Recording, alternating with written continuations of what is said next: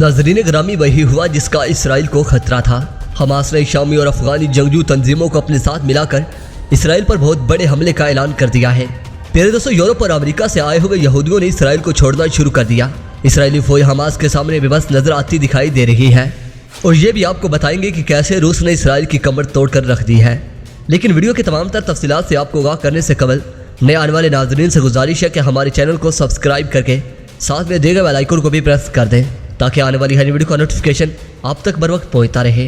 नाज़रीन ग्रामी, हमास के साबिक लीडर ताहिर ज़ाइद ने इसराइल पर बम गिराते हुए कहा है कि ईसाई जब तक मस्जिद अक्सा को खाली नहीं करेंगे हम अपने हमले मजीद तेज करेंगे और हमारी शामी और अफगानी जंगजू तंजीमों से बातचीत चल रही है। इन तंजीमों की मदद से हम इसराइल पर तगड़े हमले करेंगे।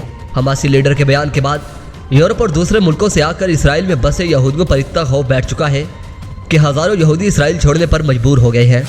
इसके अलावा इसराइल के अपने यहूदी भी घरों में छुपने पर मजबूर हो गए हैं। उन्हें समझ नहीं आ रही है कि इस्लामी तंजीमों के मज़ाइल कहाँ से इन पर दागे जा रहे हैं। दूसरी बड़ी खबर जिसने आलमी बरादरी में हलचल मचा दी है वो ये है कि 18 मई को इसराइली फौज की जानिब से शाम पर एयर स्ट्राइक की गई। इस एयर स्ट्राइक के नताइज मीडिया पर मंजर आम पर आए तो पता चला कि इसराइल ने शाम में तैनात रूसी फौज पर हमला किया है और तेल के बड़े ज़खायर को इसराइली एयरफोर्स ने निशाना बनाकर तबाह बर्बाद कर दिया है। दोस्तों, हमले के बाद रूस ने अपनी 50,000 फौज शाम के मुख्तलिफ बेसों पर तैनात कर दी है। रूसी सदर प्योटर ने जो हुक्मनामा जारी किया है वो भी इसराइल के लिए किसी मौत से कम नहीं है। रूसी सदर ने कहा है कि शाम में मौजूद अगर रूसी फौज पर इसराइल की जानिब से दोबारा किसी भी किस्म का हमला किया गया तो इसका जवाब इसराइल की तबाही होगा।